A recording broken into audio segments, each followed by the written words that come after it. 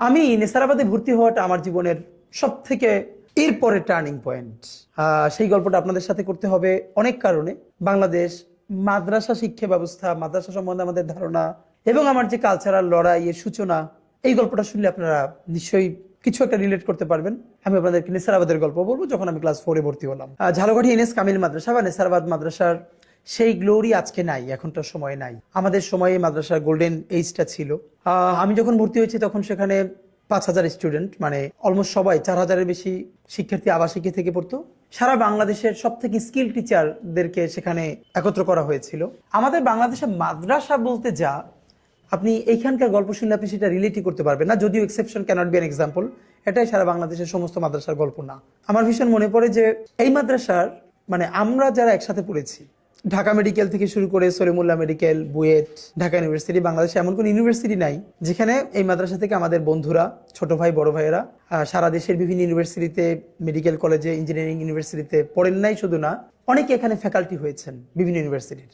যখন আমি নেসারাবাদে ভর্তি হই, এর আগে তো থেকে আমি নলছিটিতে যখন থাকি, তখন ফাঁকে বলতে ভুলে গেছি কিভাবে যেন আমাদের উপজেলা শহরটা তখন থেকে দেখতাম যে বেশ কালচারালি অ্যাক্টিভ ছিল। আজকে আমার মনে, আমার এলাকারও কেউ মনে আছে কিনা, কিন্তু আমার মনে পড়তেছে আমাদের উপজেলায় দুটো লোকাল ব্যান্ড ছিল। একটা হলো লোকালয় আর একটা হলো তেপান্তর। মানে আমাদের এলাকার ভাইয়েরা ড্রাম টাম বাজাতেন, গান টান গাইতেন। তো ওনারা মাঝে মধ্যে চৌমাথায়, মার্চেন্ট স্কুলের মাঠে, এখানে সেখানে ছোট ছোট কনসার্ট করতো এলাকার ভাই বন্ধুরা মিলে। এবং আমি লুকাই লুকাই সেটা দেখতে চাইতাম, কারণ আব্বার ছেলে হিসেবে কনসার্ট দেখতে চাইতেছি, এটা তো খুবই বিপজ্জনক। তো আবার যেই বন্ধুরা তারা একটু আড়াল করে রাখতো আমারে, আমি লুকাই লুকাই দেখতে চাইতাম। কেন যেন ছোটবেলা, আজকে গল্প চলে মনে পড়ে যে এই যে ব্যান্ডে যে ড্রাম বাজায়, আমার ছোটবেলা মনে হইতো কি আমি বড় হইলে ড্রাম বাজাবো। মানে এই যে এখন তো ড্রাম ছোট হয়ে গেছে, বড় সেট ড্রামের এরকম করে বাজাচ্ছে, আমার কাছে ভীষণ ভালো লাগতো। এবং এত ভালো লাগতো, বাসায় এসে মুড়ি রাখার যে বড় বড় বইয়াম আছে, এইরকম 3-4টা রেখে স্টিক নিয়ে ইচ্ছে মতো বাজাইতাম, এরকম করতাম।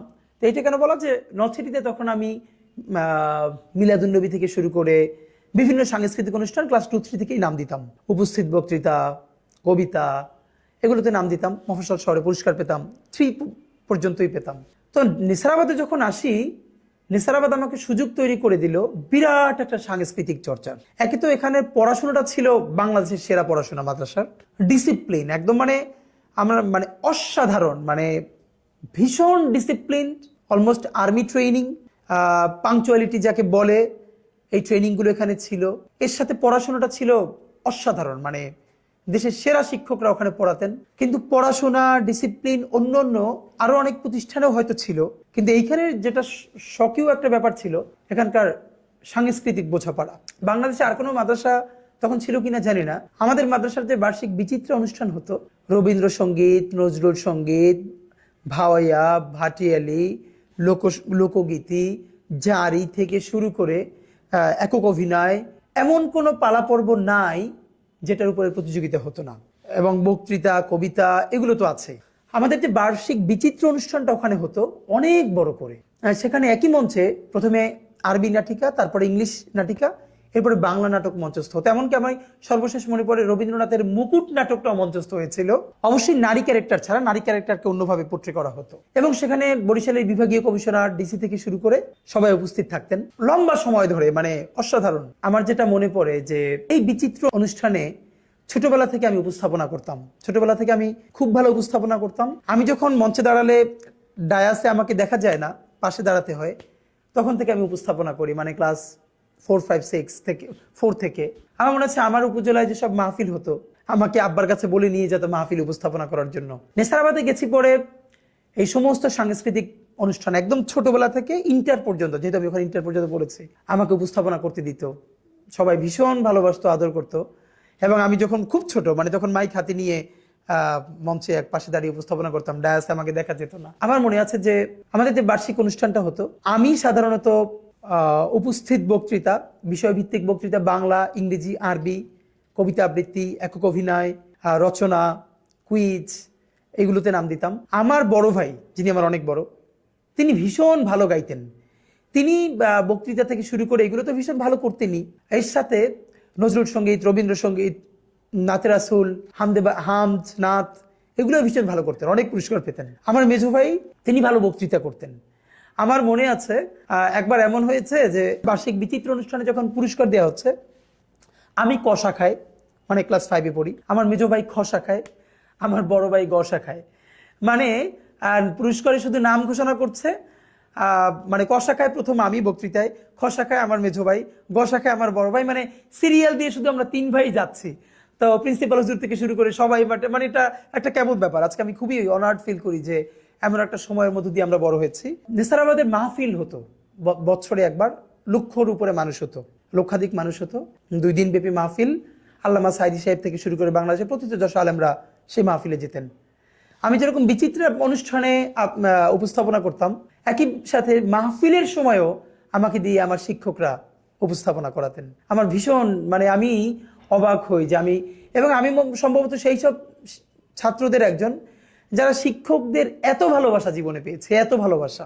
মানে হাজারো গল্পের মধ্যে আমি নিশ্চয়ই 2 জন শিক্ষকের নাম এখন বলবো, 3 জন শিক্ষকের নাম। একজন হচ্ছে পিরোজপুরি হুজুর, যিনি এখন শিক্ষা ক্যাডারে কর্মরত আছেন, একজন বিন্নাপাড়ার স্যার, আরেকজন শরীয়তপুরি হুজুর। এদের গল্পটা আমি শুধু নামটা বলে রাখলাম। আমার একটা গোল আছে, ওই গোলটা কোনোদিন পরিপূর্ণ হলে আমি তাদের কথা বলবো যে কেন আমি তাদের নাম বললাম। আমি খুব এলোমেলো গল্প বলছি। ধরেন আপনারা আমার সাথে বসে আছেন, আমি গল্পবাজ মানুষ, আমার ভাই বোনদের খুব মনোযোগ দিয়ে গল্প শোনে, তো আমি আপনাদের সাথে গল্পই করছি যে এলোমেলো ভাবে।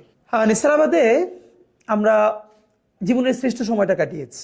এই যে আজকে ধরেন আমাদের যতটুকু রাজনৈতিক সচেতনতা, নির্বাচন তো আরো অনেক ছোট ব্যাপার। নর্থ সিটিতে থাকতে যে বুনিয়াদটা আমি, মানে প্রথম সংস্পর্শে আসলাম বিএনপি পার্টি অফিস, নির্বাচন, এগুলো দেখে দেখে দুটো ব্যাপার বলে রাখা দরকার। যে আমাদের বাসায় ভীষণভাবে, মানে আমরা সব ভাই বোন, আমরা প্রচন্ড এখনো গল্পবাজ। আমরা যদি ভাই বোন একত্র হই, আমাদের রাত কেটে যায় গল্প করতে করতে। আমাদের ভাষায় ভীষণ গল্প হতো ভাই বোন সবাই মিলে, এবং রাজনৈতিক গল্প হতো ভীষণ। এটা আমাদেরকে ভীষণ কাজে লেগেছে তখন। আব্বা আমাদের সাথে রাজনীতি নিয়ে গল্প করতেন, আমরা ভাই বোন সবাই। এবং পরিবারের ব্যাপারে সব থেকে আমার একটা যেটা ভালো লাগা, যে আমরা ভাই বোন ঘন্টার পরে ঘন্টা, যখন আমরা হোস্টেল থেকে বাড়ি ফিরতাম, একসাথে গল্প করতাম। কিন্তু সেই গল্পগুলো এত প্রাণবন্ত ছিল। আমার বড় ভাইয়ের পিএইচডি থিসিস কদ্দূর গেছে, মেজো ভাইয়ের পড়াশোনায় কী অবস্থা, ছোট আপুর হোস্টেল কেমন চলে, এই আমি সর্বশেষ কোন প্রতিযোগিতা অংশ নিলাম, সামনে কোন প্রতিযোগিতা আছে, অথবা আগামীকাল আমার একটা প্রতিযোগিতা আছে, বক্তৃতা বাসায় প্র্যাকটিস করছি, কবিতাটা পড়ে শোনাচ্ছি, আমার আরেক ভাই, বড় ভাই ঠিক করে দিচ্ছেন, ছোট আপু শুনছেন। এই পুরো চর্চাটা বাসায় ভীষণভাবে ছিল। কিন্তু যেটা হয়েছে, নেসারাবাদ এমন বড় একটা পরিসর তৈরি করে দিল, যেটা বিকশিত হতে ভীষণ সাহায্য করলো। নেসারাবাদে সর্বপ্রথম গিয়ে দেখি সেখানে ছাত্র সংসদ নির্বাচন হয় বিরাট আয়োজনে, 5,000 স্টুডেন্ট, ভিপি, প্রভিপি, জিএস, এজিএস, এগুলো। এবং প্রতি ক্লাসে আবার ইউনিট বলতো এগুলোকে, এক একটা ক্লাস এক একটা ইউনিট। যেমন এক একটা ক্লাসের নাম ছিল Ibn Sina unit, Shariatullah unit, Titumir unit, হ্যাঁ, এক একটা ক্লাসের। তো এই এক এক ইউনিটে আবার ক্লাস পরিচালক, সহকারী পরিচালক, অর্থ পরিচালক, রিপোর্টার। কারণ নেসারাবাদের প্রতি ক্লাস শেষে, এই গল্পটা আপনাদের এই জন্য লম্বা করে বলি, বৃহস্পতিবারের চতুর্থ পিরিয়ডের পরের 1 ঘন্টা সাপ্তাহিক জলসা অনুষ্ঠান হতো। আমরা বলতাম সাপ্তাহিক জলসা। এই অনুষ্ঠানে কিরাত, হামদ, নাত, এরপরে নজরুল সঙ্গীত, রবীন্দ্রসঙ্গীত, লোকসঙ্গীত যত আছে, অথবা নাটিকা, একক অভিনয়, এগুলো হতো। এবং এই অনুষ্ঠান পরিচালনা করার জন্য কারা কিভাবে করবে, ছাত্র সংসদ নির্বাচনের সময় ক্লাসের ইউনিট নির্বাচন হতো। একদম ক্লাসের যে প্রধান, ক্লাস পরিচালক, তারপরে সহকারী পরিচালক, এরপরে প্রতি ক্লাস থেকে 5 টাকা 10 টাকা করে সবাই ছাত্র সংসদে কন্ট্রিবিউট করতো, সেটা তোলার জন্য একজন অর্থ পরিচালক। তারপরে অনুষ্ঠান কেমন হচ্ছে, কার তেলাওয়াত কেমন হলো, সঙ্গীত কেমন হলো, বক্তৃতা কেমন হলো, সেইটা আবার তাকে পড়ে শোনানোর জন্য রিপোর্টার ছিল, একজন রিপোর্ট করত। এবং পুরো অনুষ্ঠানে একজন সভাপতিত্ব করতেন নির্দিষ্ট শিক্ষক। তো আমি সম্ভবত ক্লাস 4-এ সর্বপ্রথম, এটা বলে রাখা ভালো যে 1, 2, 3 আমি আমার ক্লাসে ক্যাপ্টেন নির্বাচিত হতাম যখন নর্থ সিটিতে পড়ি। এবং তখনও ডিরেক্ট ভোটে, খাতায় কলমে যে ভোট হতো, সেই ভোটে ক্যাপ্টেন নির্বাচন হতো। এবং যে আবার ক্যাপ্টেন নির্বাচিত হবে সে ক্লাসের সবাইকে খাওয়াবে 1, 2, 3। এই সময় এটা তো করতাম। একটু ফাঁকে বলে রাখা ভালো, আব্বার কাছ থেকে আমার আব্বার মধ্যে মানে আমি আব্বার গল্প শুরু করলে 1 ঘন্টাও শেষ হবে না। মানে আমাদের জীবনে আজকে আপনি আমাকে যতটুকুন সাহসী মনে করেন বা স্পষ্টবাদিতা বা প্রতিবাদ মুখর, এর সমস্ত গুণ অলমোস্ট আব্বার থেকে পাওয়া। এবং আমরা ভাই বোন মোটামুটি সবাই আব্বার কাছ থেকে কম বেশি ইনফ্লুয়েসড হয়েছি। আব্বা আমার কমিউনিটির মধ্যে সব থেকে অন্যায়ের বিরুদ্ধে সোচ্চার, প্রতিবাদী, যাকে আমরা জজবাওয়ালা মানুষ বলতাম। আমাদের পুরো কমিউনিটিতে তাকে জজবাওয়ালা মানুষ, প্রতিবাদী মানুষ হিসেবে জানতেন, শুধু ধর্মীয় ইস্যুতে না, সমস্ত সামাজিক ইস্যুতে। এবং আব্বার মিছিল, আব্বার স্লোগান, স্পষ্টবাদিতা, এগুলো এত বেশি আমাদেরকে আলোড়িত করেছে যে আমরা এখনো ওর বাহির থেকে যেতে পারিনি। তো এই জন্য আমাদের ভাই বোন সবার মধ্যে অলমোস্ট এই লিডারশিপ স্কিলটা আমরা পরিবার থেকে পেয়েছি, চর্চাটা ছিল। এবং আমরা ভাই বোন সবাই মোটামুটি কাছাকাছি। আমি একটু আব্বার এই জায়গাটা হয়তো বেশি পেয়েছি, কিন্তু মোটামুটি সব ভাই বোন আমরা কাছাকাছি চরিত্রের, আব্বার এই জিনিসটা আমরা পেয়েছি। তো নেসারাবাদে ক্লাস 4-এ সর্বপ্রথম ছাত্র সংসদ নির্বাচনের সময় আমি ক্লাস পরিচালক, ইউনিটের পরিচালক নির্বাচিত হই ডিরেক্ট ভোটে। প্রত্যেকটা মানে প্রতি মাসে ছাত্র সংসদে সকল ক্লাস মানে যে ইউনিট ক্লাসগুলো তাদেরকে নিয়ে ভিপি, প্রভিপি, জিএস এর বার্ষিক সভা হতো। সেইখানে যেই ক্লাস সব থেকে ভালো পারফর্ম করতো, মানে হলো যেই ক্লাস বেশি চাঁদা তুলতে পেরেছে ছাত্র সংসদের জন্য, তাদের জন্য একটা পুরস্কার। তারপরে যাদের সাপ্তাহিক জলসা অনুষ্ঠানটা সব থেকে ভালো হয় তাদের জন্য একটা পুরস্কার। আমার মনে আছে, আমি মনে হয় একমাত্র যে 4 থেকে শুরু করে সব থেকে বেশিবার শ্রেষ্ঠ পরিচালক নির্বাচিত হতাম ছাত্র সংসদে। ঠিক মতো আমাদের ক্লাস থেকে টাকা তোলা, মানে ছাত্র সংসদ পরিচালনার জন্য চাঁদাটা তুলে দেয়া, অনুষ্ঠান করা। তো এই অনুষ্ঠানের পরে যেটা সব থেকে ইউনিক ব্যাপার ছিল, আমাদের এই জলসা অনুষ্ঠানের গল্প করছিলাম বৃহস্পতিবার।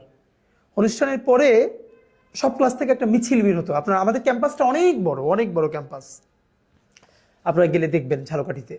ক্লাস শেষে একটা মিছিল বের হতো, নির্দিষ্ট ভালো ভালো স্লোগান ছিল। এবং এই মিছিলটাও আবার মনিটর করা হতো কাদের মিছিল সুন্দর হচ্ছে। পুরো বছর জুড়ে মাদ্রাসা থেকে শ্রেষ্ঠ ক্লাস একটা পুরস্কার দেওয়া হতো।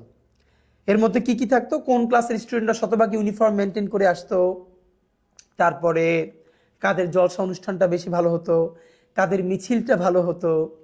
আমি যখন ক্লাস পরিচালক ছিলাম, যেহেতু ছোটবেলা থেকে, আমার খুব মনে আছে, যেমন কোন দিন টিচাররা ক্লাস অবজার্ভ করতে আসবেন আমরা তো জানতাম না, হুট করে আসবেন, এসে দেখতো 100 স্টুডেন্টের মধ্যে একজনের টুপিটা, আমাদের সব ছিল সাদা, সাদা জামা পাজামা টুপি, সাদা কেটস, হয়তো একজনের রঙিন টুপি, তো মার্কস কাটা যাবে। এইটা যাতে কোনোদিন না হয়, অনেকগুলো সাদা টুপি কিনে এক্সট্রা রাখতাম ক্লাসে, সাদা কেটস কিনে 10-12 জোড়া আমাদের যে বড় প্ল্যাটফর্ম ছিল ক্লাসের নিচে রাখতাম, যাতে কেউ যদি কোনোদিন অন্য জুতো পরে আসে, অন্য টুপি পরে আসে, তো যখনই শুনি যে এরকম টিচাররা চলে আসতেছে, তাড়াতাড়ি যেন তাকে চেঞ্জ করে দেওয়া যায়, এইরকম করতাম। এবং আমার মনে আছে আমরা যে বছর আমি যে ক্লাসে উঠতাম, ওই বছর ওইটা শ্রেষ্ঠ পুরস্কার পাইতো, শ্রেষ্ঠ ক্লাস। মানে এটা আমাদের জীবনের সেরা গল্প এটা আমার। এবং আমি আপনাদেরকে একটু বলে রাখি, সারা বাংলাদেশে এমন কোনো জেলা নাই, ইন্টার পর্যন্ত, বিশ্ববিদ্যালয় তো বাদ, যেখানে আমার বন্ধু ছিল না। বিকজ আমি যেহেতু যেখানে পড়েছি 5000 স্টুডেন্ট ছিল। তো আমার 10 বছর আগে, 10 বছর পরে, এটা আলহামদুলিল্লাহ গর্ব করে বলছি না, আল্লাহ শুকুর, আমার থেকে বেশি সেলিব্রেটেড কোনো স্টুডেন্ট নেসারাবাদে ছিল না। মানে আমার 10 বছরের সিনিয়ররাও আমার এক নামে চিনতেন, আমার অনেক জুনিয়ররাও আমাকে চিনতেন, শুধু না পুরো গ্রামবাসী, যেহেতু ওখানে মানুষ পর্দা করতেন, খালাম্মারা, আন্টিরা। আমি যেহেতু সমস্ত মাহফিল এবং অনুষ্ঠান উপস্থাপনা করতাম, তো আমার কণ্ঠটা সবাই চিনতেন, এটা ওসমানের কণ্ঠ। সেই যখন ছাত্র সংসদ প্রতি মাসে হতো, রিপোর্ট পেশ করতাম, আমি যখন, আমার মনে আছে, আমি আমার ক্লাসের রিপোর্ট নিয়ে দাঁড়াতাম, সবাই খুব মনোযোগ দিয়ে শুনতো যে আমাদের রিপোর্ট কি পড়ছি, শ্রেষ্ঠ পরিচালক নির্বাচিত হতাম। তো এইটার মধ্যে যে গল্পটা মনে পড়ে, যে আমাদের মিছিল, আমি যেহেতু ছোটবেলা থেকে ভালো স্লোগান দিতাম, আমরা 3 ভাই, আব্বার কাছ থেকে পাওয়া। এবং আমার গলা, মানে আব্বার গলা আমরা কেউ পাইনি, আব্বার গলা এত ভারী এবং দারাজ কণ্ঠ। আমরা যখন মিছিল দিতাম, আমার ক্লাসের মনে আছে যে আমাদের টিচার যে লাউঞ্জ ছিল মাদ্রাসায়, সব টিচাররা বসতেন, তারা বের হয়ে বারান্দায় এসে দাঁড়াতেন আমাদের মিছিলটা দেখার জন্য। আমি সবসময় মিছিলের উল্টো দিক ঘুরে স্লোগান দিতাম, মানে এত ভালো করে দিতাম যে টিচাররা আমাদের মিছিলটা দেখার জন্য দাঁড়াতো। একটা গল্প মনে খুব পড়ছে, তখন ক্লাস 6-এ পড়ি। 7-এর সাথে আমাদের খুব আড্ডাআড্ডি লড়াই। ক্লাস 7-এর সাথে এই জন্য লড়াই যে দেখা যেত যে পুরো মাদ্রাসায় 5,000 স্টুডেন্টের মধ্যে যে কয়েকজন ভালো পারফর্মার, পুরো প্রতিষ্ঠান সবাইকে চেনে, তার অধিকাংশ আমাদের ক্লাসের। আমি নিজে, আমার বন্ধু মাহমুদ, মিসবা, শফিক, এরকম অনেকজন, মানে পুরো মাদ্রাসার সেলিব্রিটির অন্তত অর্ধেকের বেশি আমরা এক ক্লাসে। এটা ভীষণ একটা মজার ব্যাপার ছিল। তো আমরা একদিন মানে যে জলসার পরের যে মিছিল, আমরা মিছিল নিয়ে যাচ্ছি। তো আমাদের ক্লাসে একটু বয়সে যারা বড়, ওরা ওই দিন ছিল না, যাদের গায়ে একটু শক্তি টুক্তি বেশি। ক্লাস 7-এ যাদের একটু গায়ে শক্তি টুক্তি বেশি, ওরা সবাই ছিল। আমরা মিছিল ক্রস করছি, এমন সময় মানে ওরা আমাদের মিছিলের মধ্যে ঢুকে যায় এবং কেউ একজন মানে কলমের ক্যাপ খুলে আমার মাথার মধ্যে এভাবে মেরে দেয় পিছন থেকে। আপনারা অনেকেই জানেন যে মাথায় প্রথমে মারলে অনেক সময় টের পাওয়া যায় না। আমি তো খুবই ছিলাম যে মিছিল ভেঙে গেছে, এরপরে হুটহাট করে মারামারি হয়ে গেল। তা আমি আমাদের সবাইকে টেনে নিয়ে সামনে চলে গেলাম মিছিল দিতে দিতে। তো আমি যেহেতু উল্টা দিক ঘুরে মিছিল দেই, পিছন থেকে আমাকে কেউ দেখতে পাচ্ছিল না। হঠাৎ একজন অন্য দিক থেকে দৌড়ে এসে আমার পিঠে হাত দিল এবং দেখা গেল পুরো মাথা থেকে রক্ত পড়ে পিঠ ভিজে গেছে, লাল হয়ে গেছে। সেরকম হাত দিয়ে আমার সামনে আনার পরে দেখলাম, মানে এরকম কলম মারার পরে পিছন থেকে রক্ত, একদম পিঠ লাল হয়ে গেছে, সাদা জামা। এরপর তো মানে একদম যা হওয়ার, সবাই প্রিন্সিপাল হুজুরের কাছে চলে গেছে, এটি করলো। তারপরে ক্লাস 7 আমার পুরো ট্রিটমেন্টের খরচ দিল সব মিলে টিলে। মানে এটা বলা যে আমাদের কি জার্নিটা ছিল। আর মাঝে মধ্যে ওরা আমাদের ক্লাসের সামনে ফুলের টপ ভেঙে ফেলতো যাতে আমরা ফার্স্ট না হই। আমরা আবার কান্নাকাটি করে বিচার টিচার দিতাম, কিন্তু আমাদেরকে আটকাইতে পারতো না, বিকজ ওদের কাছে শক্তি বেশি ছিল। কিন্তু পারফরমেন্সের দিক থেকে আমাদের ক্লাসের পারফরমেন্স অনেক বেশি ছিল। এরকম করে করে করে করে 9-10 পর্যন্ত দাখিলি পরীক্ষা দিয়ে ফেললাম। মানে অসাধারণ। আমি নিসারাবাদের গল্প বলতে শুরু করলে ফাঁকে একটা অসাধারণ গল্প আপনাদেরকে বলি নাই, মনে পড়ছে কেবল। ক্লাস যখন 8-এ পড়ি, তখন মনে হলো একটা পত্রিকা বের করব, মাসিক পত্রিকা। মাথায় ঘুরপাক খেলো, পুরো ক্যাম্পাস জুড়ে লিখে লিখে। এর আগে আমরা প্রচুর দেয়ালিকে বের করতাম, অনেক সুন্দর করে দেয়ালিকে বের করতাম, সেই দেয়ালিকার মোড়ক উন্মোচন করতাম। আর আমি ছোটবেলা থেকে যেহেতু পুরো মাদ্রাসায় পরিচিত, প্রিন্সিপাল হুজুর থেকে শুরু করে ডিসি, এসপি বা বিভাগীয় কমিশনাররাও আমাকে চিনতেন প্রোগ্রামের কারণে।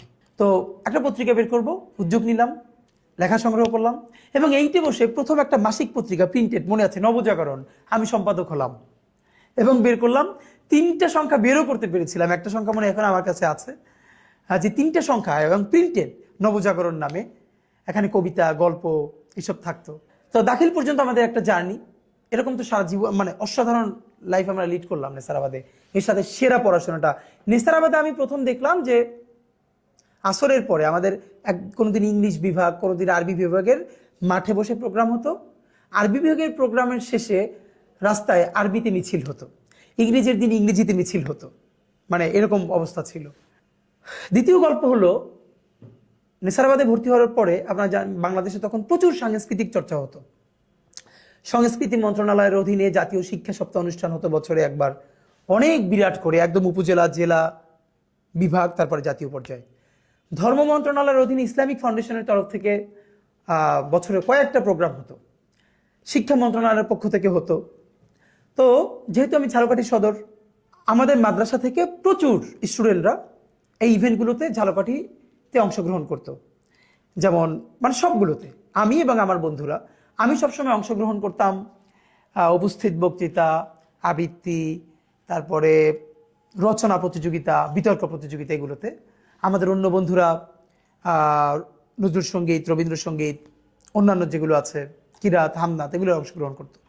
ঝালকাঠি সদরে আমরা যখন যেতাম, স্বাভাবিকভাবেই এখানে আমাদের সাথে প্রতিদ্বন্দ্বিতা করতো ঝালকাঠি সরকারি যে হরচন্দ্র বালিকা বিদ্যালয়, এরপরে গভর্নমেন্ট স্কুল, মানে সব প্রতিষ্ঠান থেকে ঝালকাঠি সদরে আসতো। এইখানে যে প্রথম হতো প্রত্যেক শাখা থেকে, সে আবার জেলা পর্যায়ে। তো জেলা পর্যায়ে আবার যখন হতো, তখনও আরও বাকি উপজেলা থেকে সবাই আসতো। তারপর জেলা পর্যায়ে যারা ফার্স্ট হতো তারা বরিশাল বিভাগে আসতো, বিভাগীয় পর্যায়ে যারা ফার্স্ট হতো তারা জাতীয় পর্যায়ে ঢাকায় আসতো। আমি আমার জীবনে এরকম উপজেলা, তারপরে জেলা, তারপরে বিভাগ এবং জাতীয় পর্যায়ে অনেকবার আলহামদুলিল্লাহ বক্তৃতায়, উপস্থিত বক্তৃতা, কবিতা, বিতর্ক, রচনা প্রতিযোগিতা, এগুলোতে আমি জাতীয় পর্যায় পর্যন্ত এসেছি এবং প্রথম স্থান অধিকার করেছি বক্তৃতায়, কবিতায়, বিতর্কে। আমি সর্বপ্রথম সম্ভবত জাতীয় পর্যায়ে প্রথম বক্তৃতায় প্রথম হই তখন ক্লাস 8-এ পড়ি। মনে আছে, এটা পুরস্কারটা নিয়েছিলাম আগারগাঁওয়ে, যে এলজিআরডি মন্ত্রণালয় আছে, তাদের একটা বিরাট অডিটোরিয়াম আছে, ওখানে বসে সম্ভবত। এরপর অনেকবার এসেছি। তো আমার যেটা আমাকে গ্রো করতে সাহায্য করেছে, নেসারাবাদে তো আমরা একটা গণ্ডিতে থাকতাম, এখানে সবাই মাদ্রাসার ছাত্র, আমাদের সাথে ফিমেল স্টুডেন্ট ছিল না, যেহেতু সহশিক্ষক ওখানে ছিল না। কিন্তু আমি যখন ঝালকাঠিতে আসছি, আমার সাথে কিন্তু সদর গার্লসের মেয়েরা কম্পিট করতেছে। হয়তো আমি কখনো ফার্স্ট হচ্ছি, সদর গার্লসের কেউ সেকেন্ড হচ্ছে, বা সে ফার্স্ট হচ্ছে, আমি সেকেন্ড হচ্ছি, গভট স্কুলের কেউ আসছে, এরকম আমাদের গ্রুমিংটা হচ্ছে। সেখান থেকে তো আমার মনে আছে যে ঝালকাঠি জেলা পর্যায়ে যতগুলো পুরস্কার থাকতো 3/2 পুরস্কার আমাদের মাদ্রাসা থেকে নিয়ে যেতাম। মানে আমি অনেকগুলো নিতাম, আমাদের সাথে বন্ধুরা সঙ্গীতে নিত, আরো এরকম করে দেখা যেত যে 3/2 পুরস্কার আমরা একটা প্রতিষ্ঠান থেকে নিয়ে চলে যেতাম জেলা পর্যায়ে। যখন বিভাগীয় পর্যায়ে আসতাম তখনও প্রচুর পুরস্কার আমাদের প্রতিষ্ঠান থেকে থাকতো। এরপর জাতীয় পর্যায়ে আমাদের ইভেন আমরা জাতীয় পর্যায়ে যখন আমি আসতাম কবিতায় বা বক্তৃতায়, আমার সাথে আমাদের কোনো বন্ধু সিনিয়রদের মধ্যে বড় ভাইয়েরা, কেউ রচনায়, কেউ সঙ্গীতে জাতীয় পর্যায়ে আসতেন অন্য শাখা থেকে। তো এরকম তো এসেছি প্রচুর। এবং আমার আজকে মনে আছে যে আমরা যখন উপজেলা পর্যায়ের প্রোগ্রামে যেতাম, আমাদেরকে সরকারি তরফে 20 টাকা দেওয়া হতো ভাড়া, আর জেলা পর্যায়ের প্রোগ্রামে 80 টাকা আমার মনে আছে। এরপর বাড়ছে, বিভাগীয় পর্যায়ে সম্ভবত 200 টাকা, মানে যাতায়াত খরচ পুরস্কার ছাড়া, এই ছাড়া। আর জাতীয় পর্যায়ে যখন আসি তখন মনে হয় সর্বপ্রথম 800 টাকা করে ভাড়া দেওয়া হতো। যাই হোক, তো একে নেসারাবাদের এই জিনিসগুলো, তারপরে প্রচুর, মানে আমি নেসারাবাদ থেকে দেখা গেছে জাতীয় এরকম বিতর্ক প্রতিযোগিতা, কবিতা, এই সেই, সারাদিন জেলা, বিভাগ। তো আমি যেটা হয়েছে, আমি মাদ্রাসার বাহিরে এই প্রচুর প্রতিযোগিতায় অংশগ্রহণ করবার ফলে জাতীয় অনেক মানুষের সাথে আমার পরিচয় ঘটে। বিশেষ করে যারা বিচারক ছিলেন, কোনো ম্যাডাম আবৃত্তির বিচারক ছিলেন বা বক্তৃতার বিচারক ছিলেন, প্রোগ্রামের শেষে তিনি আমাকে ডেকে বলতেন যে আমার নাম্বার নাও, আমার সাথে যোগাযোগ করো। আমার মনে আছে বিভাগীয় পর্যায়ে একবার ফার্স্ট হওয়ার পর আমার ছোট আপু আমার সাথে গেছে, তা আমাকে না পেয়ে যিনি একজন বিচারক ছিলেন তিনি আমার বোনকে পেয়ে বলেছিলেন যে ওকে খুব ভালো গ্রুমিং করতে হবে, ও ইনশাল্লাহ বড় হলে ভালো করবে। সেরকম বিচারকরাও পরে ডেকে আদর করতেন, আবার তাদের কাছে গিয়ে শিখতাম। এই জার্নিটা তো ছিলই, সাংস্কৃতিক জার্নিটা। তার সাথে খুব ভালো পড়াশোনাটা নেসারাবাদে ছিল। কখনো ফার্স্ট, সেকেন্ড, ফোর্থ, ফিফথ ভালো শিক্ষার্থীদের মধ্যে ছিলাম। আমার তরফে কোনো সময় ফার্স্ট হওয়া লাগবে এই তাড়নাটা ছিল না, আমার আব্বারও ছিল না, যদিও আমার অন্য ভাইয়েরা বোনেরা সবসময় ফার্স্ট ছিলেন। আমিও কখনো ফার্স্ট হয়ে গেছি, সেকেন্ড হয়েছি, প্রথম 5-এর মধ্যে সবসময় থাকতাম ঘুরে ফিরে। কিন্তু আমার আজকে ওর নাম বলতেছি না খুব, যেমন এমন একবার হয়েছিল যে আমি টেস্টে যখন ফার্স্ট হই, দাখিল এসএসসিতে, আমার সাথে যে বন্ধু ছিল ফার্স্ট ও সেকেন্ড হয়ে গেল। মানে ওর আব্বা ওর সাথে এত রাগ করলো, লিটারালি মানে ও আমার সাথে কথা বলা বন্ধ করে দিল। আমার আব্বার তরফে, এই গল্প আরো পরে বলবো যদি সুযোগ হয়। আমার আব্বার ব্যাপারে আমার মায়ের একটা অভিযোগ সারা জীবন, তিনি তার কোনো ছেলে মেয়েকে জীবনে পড়তে বলেন না, জীবনেও পড়তে বলেন না। তার ফিলোসফি হলো পড়তে আবার বলতে হবে কেন, ও তো নিজেই পড়বে, তিনি পড়তে বলবেন না। বরং আব্বা আজীবন যেটা বলতেন, কম কম পড়বা। যেমন আব্বার আজীবন কথা ছিল আসর থেকে মাগরিব পড়া যাবে না, বাইরে হাঁটতে হবে, খেলতে হবে, রাত্রির 10টার পরে জাগা যাবে না, পড়াশোনা করা যাবে না। আব্বা যখন নলছিটি থেকে নেসারাবাদে আমাদেরকে দেখতে যাইতেন, আমার বন্ধুরা খুব মজা পাইতো এই জন্য যে সবার গার্ডিয়ানরা যখন যেত সবাই বলতো এই ভালো করে পড়াশোনা করো, বেশি বেশি পড়ো। আব্বা বলতো কি কম কম পড়বা, আসরের পর পড়বা না, রাত্রি 10টার পর পড়বা না। এটা সবাই শুনে খুব মজা পেত। কখনো ফার্স্ট হয়ে গেছি এমনও হয়েছে, আমার মনে আছে আজকে এই গল্পটা, সম্ভবত ইন্টারে। আমি ছোটবেলা থেকে ল্যাঙ্গুয়েজে, মানে আরবি, ইংলিশ, এগুলোর প্রতি আমার এক ধরনের ন্যাচারাল ইনক্লিনেশন আছে, শিখতে ভালো লাগে এবং আমি ভালো করতাম। যে কোনো ধরনের ল্যাঙ্গুয়েজ শেখার প্রতি আমার ভীষণ আগ্রহ। তো স্বাভাবিকভাবেই আরবিতে ভালো ছিলাম, ইংলিশে ভালো ছিলাম। ইন্টারে টেস্টের সময় সম্ভবত, মানে আমি একদমই পড়াশোনা করলাম না, এবং তখন প্রচুর ইংলিশ নিয়ে সময় দিচ্ছিলাম, কারণ এসএসসির পরে আমি ঢাকায় এসে ইংলিশে কোচিং করেছি। এখানে খুব ভালো করার কারণে ইংলিশে এত বেশি ইনভলভ হয়েছি, অন্য পড়া কিছু পড়তামই না। তো পেয়েছিলাম হলো টেস্ট পরীক্ষায় 10 না 12, মানে 1 ঘন্টা বসে কিছু একটা লিখে চলে আসছি, আর দেই নাই। এটাও পুরো মাদ্রাসার একটা বিরাট গসিপ হয়ে গেল, মানে আমি কিভাবে 10 পাই, মানে এখন আমার নিয়ে টিচাররা কি করবে। পরে টেস্টে তো ফর্ম ফিল আপ করলাম, বাট আমার একটা হিসাব ছিল যে দরজা বন্ধ করে 2 মাস পড়লে এমনিতেই ভালো করবো ইনশাল্লাহ। এবং হ্যাঁ, এটাই হয়েছিল। যে কারণ আমি মনে আছে যে আমাদের যখন আমি ইন্টারে ফার্স্ট ইয়ার থেকে আমাদের যে হিস্ট্রি এবং সিভিক্স, ইতিহাস এবং পৌরনীতি, আমি তখনই ইংলিশে লিখতাম, বাংলায় লিখতাম না, এবং আমার টিচাররা খুবই খুশি হতো। তো এই গল্পগুলো এমনিতে বলা যে আমাদের ওইখানে যে গ্রুমিংটা ছিল। এসএসসি পরীক্ষা দেওয়ার পরে আমি ঢাকায় আসি, সাইফুরসে ইংলিশ স্পোকেন, ফনেটিক্স, প্রেজেন্টেশন এগুলোর উপরে কোচিং করি। এবং তখন সাইফুরস খুব নাম করা, সারা ঢাকার সমস্ত ব্রাঞ্চ মিলে ওদের একটা কম্পিটিশন হলো, ডিবেট কম্পিটিশন সর্বশেষ, মৌচক এবং পান্থপথ। এবং কিভাবে যেন হতে হতে হতে হতে মানে আমি যাদের সাথে ছিলাম আমার টিমে, মৌচক এবং 3 জন ছিল ভিকারুন্নেসার, 1 জন আইডিএলের, আর আমি একমাত্র হুজুর। তখন পান্থপথের সাথে ডিবেট হলো এবং আমাদের টিম উইন করলো এবং আমি বেস্ট স্পিকার হলাম। এটা আমার জীবনের খুবই একটা দারুণ গল্প, যে তখন আমি জামা পাজামা টুপি পরি। সবাই ভেবেছিল এসএসসির পরে আমি ঢাকায় কলেজে ভর্তি হয়ে যাব, আর ঝালকাঠিতে ব্যাক করব না। আমাদের যিনি ফনেটিক্সের ক্লাস নিতেন, তিনি ঢাকা বিশ্ববিদ্যালয়ে ইংলিশের শিক্ষক ছিলেন, আলিফ স্যার, মনে আছে। তো উনি যখন জিজ্ঞেস করেন, আমি বললাম না, আমি আবার গিয়ে মাদ্রাসায় ভর্তি হব। উনি বললে খুব একটু আপসেট হলো, যে কেন তুমি, মানে সবাই প্রত্যাশা করছিলেন যে আমি যেহেতু পরে ঢাকা বিশ্ববিদ্যালয়ে পড়তে চাই, তাহলে আমার তো একটা কলেজে ভর্তি হওয়াই ভালো। কিন্তু আমার মনে আছে আমি উত্তর দিয়েছিলাম যে আমার বন্ধুরা যারা এখন এখানে ভিকারুন্নেসার আছে, অথবা নটরডেমে ভর্তি হবে, হলি ক্রসে ভর্তি হবে, যারা একসাথে কোচিং করেছে, ওরা সবাই ভালো ইংলিশ জানে, বাংলা জানে, কিন্তু আরবি তো জানে না।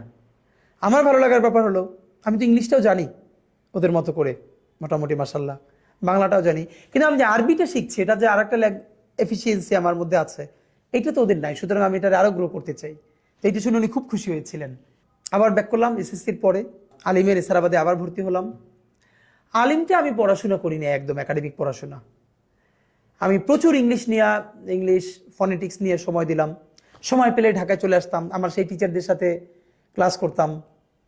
এবং ইন্টার সেকেন্ড ইয়ারে লাকিলি ঝালকাঠিতে ঢাকা থেকে একটা প্রতিষ্ঠান গেল, স্যাঙ্গুইন ল্যাঙ্গুয়েজ ক্লাব, তারা স্পোকেন ফনেটিক্স শেখাবে এবং তারা টিচার নিবে। আমিও কৌতূহলবশত অ্যাপ্লাই করলাম এবং মানে তখন ভালো ইংলিশ বলতাম, তারা আমাকে টিচার হিসেবে মানে নিয়ে নিল। আমি তখন ইন্টারে পড়ি, আমার মনে আছে। এবং সেখানে যারা ভর্তি হয়েছে পরে স্পোকেনে, ফনেটিক্সে, সবাই ইন্টারের চেয়ে, মানে কেউ বরিশাল বিএম কলেজে অনার্স পড়ে, মাস্টার্স পড়ে। তো সেখানে স্টুডেন্ট, আর আমি ইন্টারে পড়ি, কিন্তু আমি তখন তাদেরকে ট্রেন আপ করাচ্ছি। এটা আমার জীবনের একটা বিরাট গল্প। স্যাঙ্গুইন ল্যাঙ্গুয়েজ ক্লাব আমার জীবনের বিরাট অংশ। এটা ঝালকাঠিতে যারা আছেন তারা নিশ্চয়ই মনে করতে পারবেন। এবং আমি স্যাঙ্গুইনের সাথে সেই ইন্টার থেকে শুরু করে আমি ঢাকা বিশ্ববিদ্যালয়ে যতদিন পড়েছি ততদিন পর্যন্ত বছরে একবার গিয়ে স্যাঙ্গুইন ল্যাঙ্গুয়েজ ক্লাবে, সব বছরে একদিন 7 দিন আমি একবার গিয়ে 7 দিন সেখানকার টিচার্স ট্রেনিং করাতাম। এই সম্পর্কটা আমি ধরে রেখেছিলাম, কারণ ওটা আমার প্রফেশনাল জার্নি শুরু। আর একটা মজার ব্যাপার হলো, আমার লাইফের প্রথম প্রফেশনালি মানে আমার স্টুডেন্ট হলো আমার বন্ধুরা। যখন ইন্টারে পড়ি আমাদের 1 মাস ছুটি দিল রোজার মাসে। তো আমি যেহেতু আলহামদুলিল্লাহ ইংলিশে ভালো, আমার সব বন্ধুরা ধরে বললো 50 জন যে নেসারাবাদে, যে আমরা যেহেতু বাড়ি যাব না, তুইও থাক, আমাদেরকে ইংলিশ পড়া, স্পোকেনটা পড়া। এবং আমরা সেটা শুরু করলাম। আমাদের মাদ্রাসার অনুমতি নিয়ে আমাকে একটা ক্লাসরুম দেওয়া হলো। আমার বন্ধুরা 50 জন ক্লাস করে, আমি ওদেরকে পড়াই। সারাদিন রাত্রি একসাথে দুষ্টমি করি এবং দিনে আবার ক্লাস করাই। তো 2-1 জন টিচার তো একটু বাঁকাভাবে নিলেন। এইটাকে চ্যালেঞ্জ আকারে নিয়ে লাইফে আসলে খুব খুব মনে প্রাণে চাইলে না আল্লাহ সহজ করে দেন। এটা প্রথম প্রমাণটা আমার লাইফে ঘটলো তখন। রোজার মাস, আমার 2-3 জন টিচার তারা একটু এটা ভালোভাবে নিলেন না, বাকিরা সবাই ভীষণ সাপোর্ট করলেন। তা আমি এত চ্যালেঞ্জ আকারে নিলাম যে আমি এইখান থেকে একটা আউটপুট দেখাতে চাই যে আমরা কি করলাম। আগে দিনে ক্লাস করতাম 10টা থেকে 1টা, এরপরে বাড়ালাম বিকালেও 3টা থেকে আসর, এরপর ইফতার। শেষের সপ্তাহ শুরু করলাম যে তারাবির পরে রাত্রি 11টা থেকে ক্লাস শুরু করে অলমোস্ট 1টা-2টা পর্যন্ত। আমি তখন শারীরিকভাবে ভীষণ অসুস্থ, কিন্তু আপনি যখন ভীষণ মনে প্রাণে কিছু চাইবেন এবং করতে চাইবেন, আল্লাহ ওই শক্তি দিয়ে দেয়। আমার মনে আছে এই পুরো রোজার মাস আমি এত অসুস্থ, সকালে ক্লাস করাই, বিকেলে ক্লাস করাই, রাত্রিরে ক্লাস করাই, আমি একা, আমার বন্ধুরা আমার সাথে ক্লাস করে, বিকজ আমি চাচ্ছিলাম যাবার আগে একটা প্রোগ্রাম দিব এবং সেখানে আমি এই জিনিসগুলো পারফর্ম করাতে চাই আমার বন্ধুদেরকে দিয়ে, সব টিচারদেরকে দাওয়াত দিয়া। এবং আলহামদুলিল্লাহ 25শে রমজান যখন শেষ করলাম, আমাদের অনেক টিচারদেরকে দাওয়াত দিলাম সমাপনী অনুষ্ঠানে। 8 থেকে 10 জন আমরা স্পিকার, যারা আমাদের বন্ধুরা ক্লাস করলো, তারা সেখানে ইংলিশে প্রেজেন্টেশন দিল। মানে গ্রেট। আমি আল্লাহর কাছে এত শুক্রিয়া যে আমাদের পুরো টিচাররা অবাক হয়ে গেছেন এটা দেখে। এবং আমার যে বন্ধুরা 8-10 জন সেখানে খুব ভালো, যাদেরকে আমি গ্রুমিং করার সুযোগ পেয়েছিলাম, তাদের অলমোস্ট সবাই একই সাথে আমরা আবার ঢাকা ইউনিভার্সিটিতে ভর্তি হয়ে গেছি। এবং আমার এই বন্ধুরা এখন আমাকে স্বাভাবিকভাবে বন্ধুরা তুমি করে ডাকার কথা, কিন্তু তারা আমাকে আপনি করে ডাকে। এটা অনেকেই জিজ্ঞেস করে এটা কেমন কথা। এই কারণ হলো ওই যে আমি যখন ক্লাস নিতাম, তো ওদের একটা ব্যাপার যে যেহেতু আমি ক্লাস নিছি লম্বা সময়, তোরা আমাকে আপনি ডেকে আনন্দ পায়। তো এরকমই আমরা বন্ধুরা। তো এই গল্পটা এই জন্য বললাম যে আমার সাংস্কৃতিক যাত্রাটা একটা ধরা, আমার সেই ছাত্র সংসদ নির্বাচন, বিএনপির মিছিল, এইটা একটা জার্নি। এরপরে আমি আমার বন্ধুদেরকে পড়ানো, তারপরে ঝালকাঠি স্যাঙ্গুইন ল্যাঙ্গুয়েজ ক্লাবে ক্লাস নিতে শুরু করা, টিচার হিসেবে আলহামদুলিল্লাহ খুব নাম করে ফেলা, এই সব জার্নিগুলো আমাকে আমি হতে সাহায্য করেছে। এর সাথে আমার পরিবার। নেসারাবাদ থেকে এবার বের হয়ে যাব, যে গল্পটা বলা দরকার, ইন্টারে পড়ি যখন, সম্ভবত 2007-08 গল্প। ঢাকা বিশ্ব 111 চলে, তখন ইমার্জেন্সি চলে দেশে, সমস্ত মিছিল মিটিং দেশে নিষিদ্ধ। ঢাকা বিশ্ববিদ্যালয়ে হঠাৎ করে একটা নিয়ম করলো, মাদ্রাসা শিক্ষার্থীরা 5টা ডিপার্টমেন্টে ঢাকা বিশ্ববিদ্যালয়ে ভর্তি হতে পারবে না। সম্ভবত এর মধ্যে law, English, women and gender studies, journalism, এরকম কয়েকটা ডিপার্টমেন্টে মাদ্রাসা শিক্ষার্থীরা ভর্তি হতে পারবে না। তখন আমি ইন্টার ফার্স্ট ইয়ারে পড়ি। আমার যেহেতু প্ল্যান, ফাঁকে এটাও বলা দরকার যে আব্বার ইচ্ছা ছিল আমাকে মিশরে আল আজহারে পড়ানো, যেহেতু আমার বড় ভাই অনেক বড় আলেম, বাংলাদেশের নাম করা, আমার পরিবার আলেম পরিবার। আমার ইচ্ছা ছিল একটা সময়, কিন্তু আমি ঢাকায় যখন কোচিং করতে আসি, কোচিং করবার পরে আমার চিন্তাটা বদলায় যে না, আমি ঢাকা বিশ্ববিদ্যালয়ে পড়ব। তো তখন ঝালকাঠিতে এমনিতে আমাদের মাদ্রাসা ভীষণ কড়াকড়ি, ভীষণ অনিয়ম, সামান্য হলেই নামটাম কাটা আর কি। তাই আমার একটা সুযোগ ছিল, যেহেতু আমাকে সবাই ভীষণ ভালোবাসতো, চিনত। আমার বড় ভাই ওখানের টিচার, আমার যিনি বড় ভাই ওখানেরই টিচার, খুবই নাম করা, যিনি এখন অন্য জায়গার প্রিন্সিপাল। এবং আমার আব্বা আবার আমার আব্বাকে ওই মাদ্রাসায় সবাই ভীষণ অনার করত, আব্বার এই ভিন্ন স্বতন্ত্র বোধের জন্য। চিন্তা করলাম যে একটা প্রতিবাদ করব, স্মারকলিপি দিব ডিসি অফিসে। কিন্তু তখন তো মিছিল মিটিং সব নিষিদ্ধ। আমাদের মাদ্রাসা থেকে ঝালকাঠি শহর 2-3 কিলোমিটার দূরে, প্রায় অন্তত 3 কিলোমিটারের মতো, 2 কিলোমিটার তো হবেই, এটা শহরের পাশে। ডিসি অফিসে স্মারকলিপি দিব, প্রতিবাদ জানাবো। যেহেতু আমরাও ঢাকা বিশ্ববিদ্যালয়ে ভর্তি হতে চাই, তাহলে তো ডিপার্টমেন্টগুলো বন্ধ হয়ে যাবে। কিন্তু ওখানে যে কোনো ধরনের প্রতিষ্ঠানের বাইরে এরকম মিছিল মিটিং অনুমতি ছাড়া খুবই নিষিদ্ধ। আবার দেশে চলে ইমার্জেন্সি, প্রতিষ্ঠান তো ভীষণ বিপদে পড়ে যাবে। আমি কোনো শিক্ষককে জানতে না দিয়ে আমার বন্ধুদেরকে নিয়ে এক রাতের সিদ্ধান্তে ঝালকাঠি শহরে গিয়া, বাদল আর্ট মনে আছে যিনি ব্যানার লিখতেন, তখন তো আর এভাবে ডিজিটাল প্রিন্টিং নাই, রাত্রি 11টায় গিয়ে তার বাসায় পাঠিয়ে বিরাট একটা ব্যানার লেখাইলাম ঘুম থেকে উঠেয়া। অন্য বন্ধুদেরকে, আমাদের যে বোর্ডিং ছিল আশপাশ থেকে, বাঁশ কেটে কেটে প্ল্যাকার্ড, তারপরে ঝালকাঠি শহর থেকে এরকম কাগজ কিনে এনে সারা রাত গোপনে প্ল্যাকার্ড লেখাইলাম, ব্যানার করে আনলাম, সবাই সংঘবদ্ধ করলাম যে সেদিন হলো বৃহস্পতিবার, ক্লাস একটু আগে ছুটি হয়ে যাবে জলসা অনুষ্ঠানের পরে, বের হয়ে আমরা মসজিদের সামনে থেকে মিছিল শুরু করে দিব। মিছিল শুরু করলে তো আমাদেরকে আটকাতে পারবে না, আমরা মিছিল করে ফেলবো, তারপরে যা হয় হোক, সব দায়িত্ব আমার, আগে জানলে তো আটকাই দিবে। আমাদের ক্লাস, আরো অনেক ক্লাসকে আমি আস্তে আস্তে আস্তে আস্তে কানেক্ট করে ফেললাম, বলে রাখলাম। এবং আমি যেটা করলাম, আমার বেশ কিছু, আমি যেহেতু জাতীয় পর্যায়ে অনেক অনুষ্ঠানে আসতাম, এই কারণে অনেক বড় ভাইদের সাথে পরিচিত হয়ে গিয়েছিলাম। তা আমি ঝালকাঠিতে বসে ঢাকায় ফোন করে, আমার মনে আছে দিগন্ত টেলিভিশনের এক ভাই, তাকে বললাম যে আমরা ঝালকাঠিতে এরকম একটা প্রোগ্রাম করব, প্লিজ আপনারা কাভারেজের ব্যবস্থা করেন। তো ওনারা ওইটা জেনে, যেহেতু ইমার্জেন্সির মধ্যে প্রোগ্রাম, ওনাদেরও আগ্রহ ছিল। আমার মনে আছে আমাদের মাদ্রাসায় দিগন্ত টিভির ক্যামেরা চলে গেছে, এবার আরও বেশ অনেক সাংবাদিক চলে গেছে। হঠাৎ করে আমাদের টিচাররা ক্যামেরা এই সেই সাংবাদিক দেখে তো অবাক, যে কী ব্যাপার, এত বড় ক্যাম্পাস। আমরা কাউকে কিছু না বলে হঠাৎ করে আমি যখন, তখন প্রায় 1000 স্টুডেন্ট জড়ো হয়ে গেছে, সামনে ব্যানার, ফেস্টুন এবং ঢাকা বিশ্ববিদ্যালয়ের এই ইসের বিরুদ্ধে স্লোগান। ক্যাম্পাস থেকে 1000 স্টুডেন্টের মিছিল নিয়ে আমরা ঝালকাঠি শহরের দিকে রওনা করে গেছি এবং সর্বশেষ গিয়া ডিসি অফিসে স্মারকলিপি দিলাম।